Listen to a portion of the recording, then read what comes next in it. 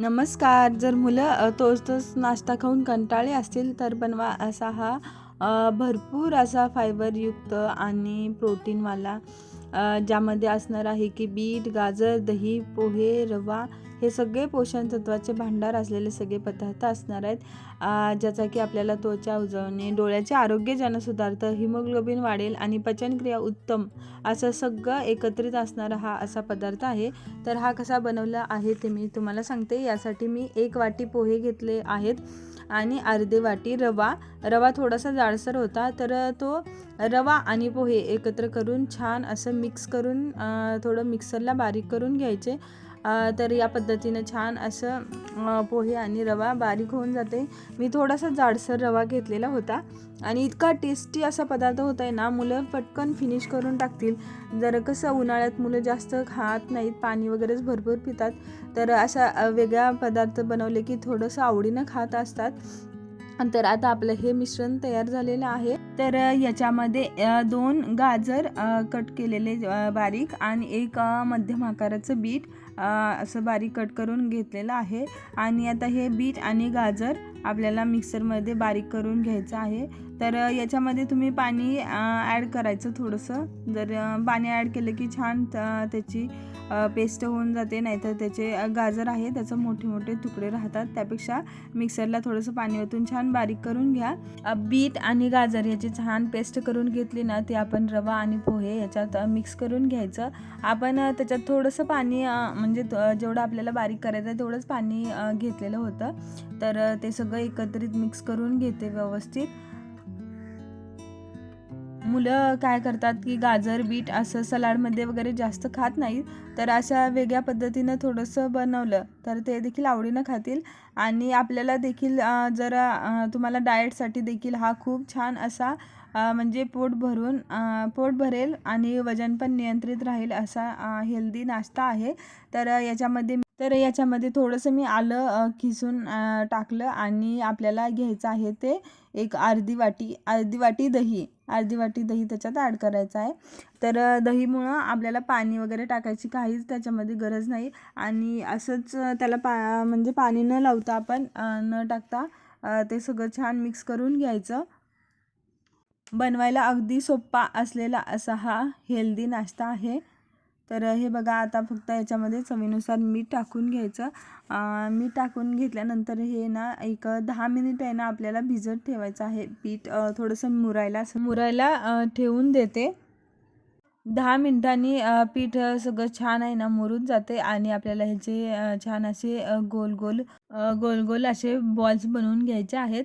हे तुम्ही तुमच्या आवडीनुसार कमी जास्त आकारामध्ये ठेवू शकतात. मी असे मध्यम आकारामध्ये बनवलेले होते आणि माझे भरपूर झालेले होते. 1 वाटी रवा नाही 1 वाटी पोहे आणि अर्धी वाटी रवामध्ये भरपूर प्रमाणात झाले होते. तर हे बघा, अशा पद्धतीचे मी बनवलेले आहेत बॉल्स. आणि पीठ छान भिजलं होतं, त्यामुळं बघा बिलकुल असे चिकट वगैरे काही होत नाहीत. मी कसलंही पाणी वगैरे काही लावलं नव्हतं, तरी पण मस्त असे छान तयार झालेले होते. आणि एवढ्या पिठाचे म्हणजे एवढे झाले भरपूर, जेणेकरून 2-3 लोकं खाऊ शकतील असा हा हेल्दी नाश्ता होतो आहे. तर हे मी काय केलेलं आहे, चाळणीमध्ये वाफवायला ठेवून देते. तर आपल्याला हे न तळता वाफवून घ्यायचे आहेत. तर एक 15 मिनिट मी हे छान वाफवून घेतले. असं तळून घेण्यापेक्षा वाफवून घेतलेले छान हेल्दी होतात आणि थोडंसं काहीतरी मुलांना तेलकट पण होत नाहीत. त्यामुळं मी असं म्हटलं एकदा ट्राय करून बघावं. तर एक 15 ते 20 मिनिटांनी हे बघा असे छान वाफवून झालेले आहेत. आणि याला पीठ वगैरे काही लागत नाही, म्हणजे हे आतून पूर्ण वाफले गेलेत. तर आता हे छान आपण काढून घेऊयात. आणि आता राहिली ती आपल्याला याला फोडणी द्यायची आहे. तर मस्त याला आपण फोडणी देऊन घेऊयात. तर त्याच्यासाठी पहिली मोहरी टाकली. जिरं नाही, फक्त मोहरीच वापरली मी. आणि आपल्याला काय आपल्याकडे जे साहित्य असेल ते, तर याच्यामध्ये फोडणीसाठी मी मोहरी, कढीपत्ता, मिरची आणि थोडासा गरम मसाला आणि हळद आणि थोडंसं तिखट टाकणार आहे. तर तिखट तुम्हाला आवडेल त्या पद्धतीने तुम्ही टाकू शकता. लहान मुलांना असेल तर थोडं कमी तिखट वापरलं तर चालेल. आणि याला अजून थोडीशी छान अशी आंबट गोड काहीतरी टेस्ट यावी, यासाठी मी असं ट्राय केलं की थोडंसं आपला सॉस आहे टोमॅटो सॉस, तो देखील थोडासा मी त्याच्यात ॲड केला, जेणेकरून म्हटलं काहीतरी छान अशी टेस्ट लागावी आणि म्हणजे मुलं देखील खातील छान, म्हणून तो देखील त्याच्यातच मिक्स केला. अजून तुम्हाला आवडलं तर तुम्ही सोया सॉस वगैरे तो देखील ह्याच्यात ॲड करू शकता. आणि हे आपले जे वाफवून घेतलेले आहेत बॉल्स ते फ्राय करायला टाकायचे, म्हणजे हेल्दी पण आहे आणि तेलकट वगैरे पण काय नाही आणि मुलं पण छान आवडीनं खातील. तर तुम्ही देखील ट्राय करून बघा आणि ट्राय केल्यानंतर मला एकदा कमेंट करून नक्की सांगा की कसा झालेला आहे हा नाश्ता.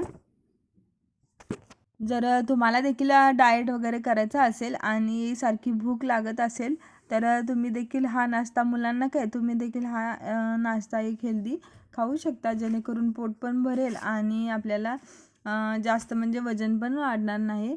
तर असा हा आगळावेगळा नाश्ता तुम्ही मी काय केलेलं होतं, थोडंसं मीठ कमी टाकलेलं होतं, त्यामुळे त्याच्यात थोडंसं वरून मीठ ॲड केलं. बीट जर खात नसतील तर त्याच्यासाठी हा एक चांगला ऑप्शन आहे.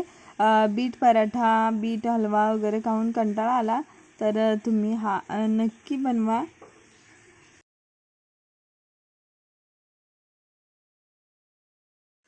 तर आता असा हा पदार्थ तयार झालेला आहे आणि याचं नाव काय ते देखील तुम्ही कमेंटमध्ये नक्की सांगा.